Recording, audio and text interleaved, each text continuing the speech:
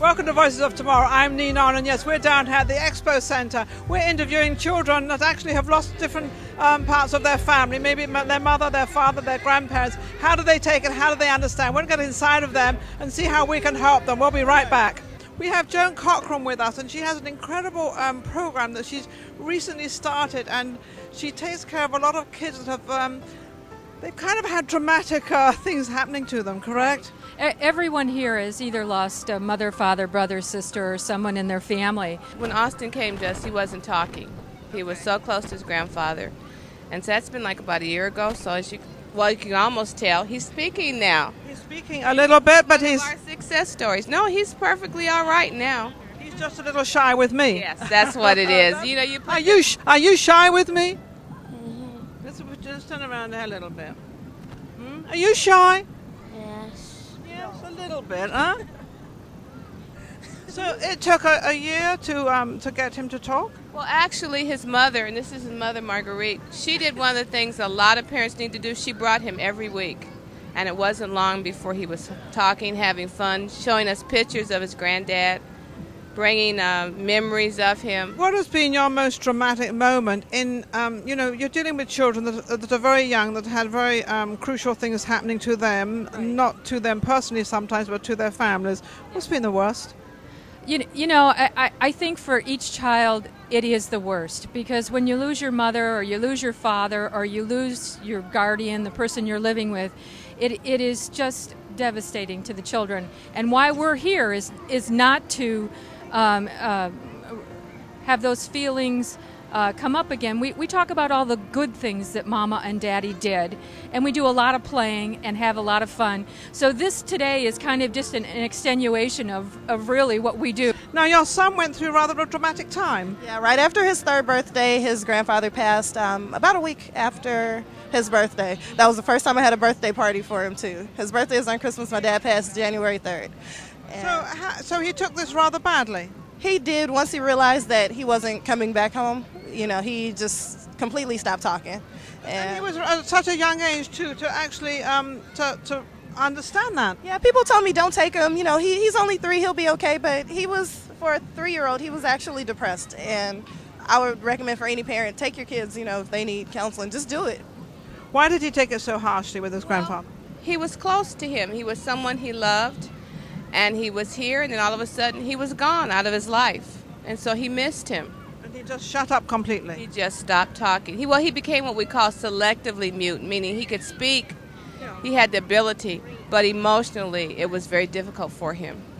But you're trying to bring them back to kind of reality of what to live every day and not to forget what happened, but to try to move on and get on with your life? Well, and not only that, we always hook them up with someone who can be kind of a mentor them, but is someone in the family or a good friend or sometimes a teacher. We find somebody that really helps them through this time. So it's not only coming to the center and having fun.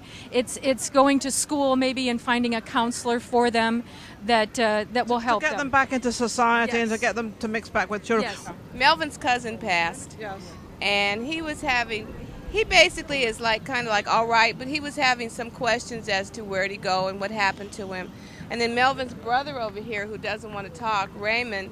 Hi, Raymond, come here a second. Raymond lost his dad, that's all but right. it's a little hard for him right now. Okay. So Okay. yeah, so we won't bother Raymond. That's okay. What made you think that he would sort of, take to this counseling and he would understand it and do it? Actually, I didn't want to go when I first went. My mom had met Arvis when she was getting an award for the center. Yes. And she told us, or gave her a card. We went down the next day, and we've been going ever since. And you've seen a big difference in your son? Yeah, about 4.5 months after we started going, I took some pictures of him and his grandfather, and he just completely opened up. He went in and showed, this is me, and this is it. This is me and the main, and he was just You really were very excited about that. Oh.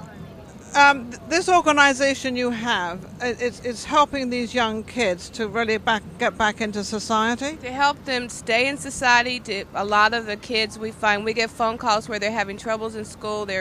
They've been diagnosed with ADHD, and a lot of times it's the loss, it's the grief that's bothering them and causing these other issues. Yeah. So how do you feel now? Do you feel good? Yes. Yes. How are you doing in school? Good. Yeah. Are you getting A's? Yes. That's good, isn't it? That's a good boy. I understand you lost your grandmother. How dramatized were you for that? I was really sad. I was crying at her funeral. Were you very close to your grandma?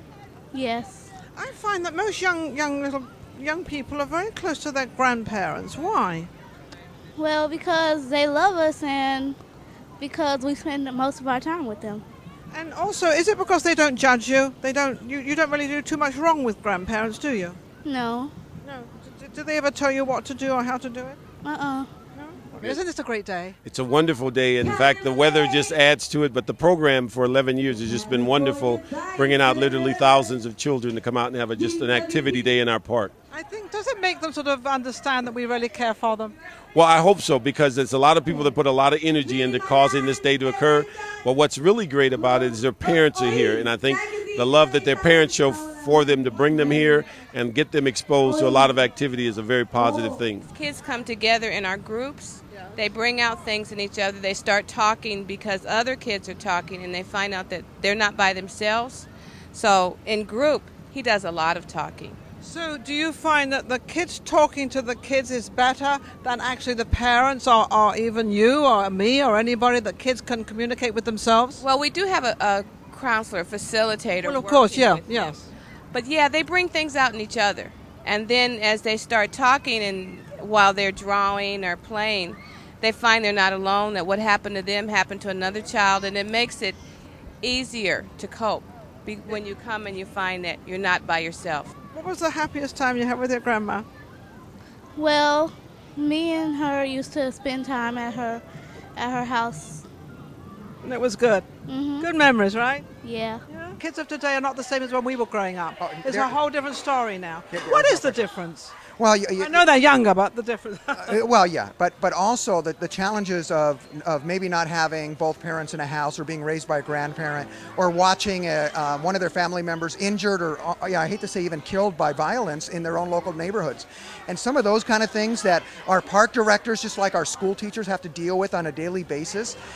That is a real tough. Well, we've been interviewing a lot of the kids that actually have their parents have passed away or their grandmother, and it's really devastating to them as a child. And sometimes they don't know where to go find services. And that's why we have organizations out here today that can help them either with mental health, that can help them with medical, dental, just kind of services other than the education part. Because, once you get out of a school, when a child is in school for the 6 hours, the rest of the day they still need loving support. Of course, it's not just one day. It's not just being in school. It's 24 hours a day. So I think, I think we're coping with it well.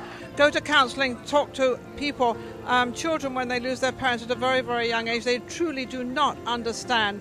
And of course, this is a way of understanding. And they seem to learn more when they're playing with the other children, because they start talking about their situation, which makes it a little easier. And of course, as we all know, when we bring something out, it's much easier to cope with it. So if you have kids out there that are having problems, talk to them, get them to talk with other children in the same situation and try to help them. We'll be right back.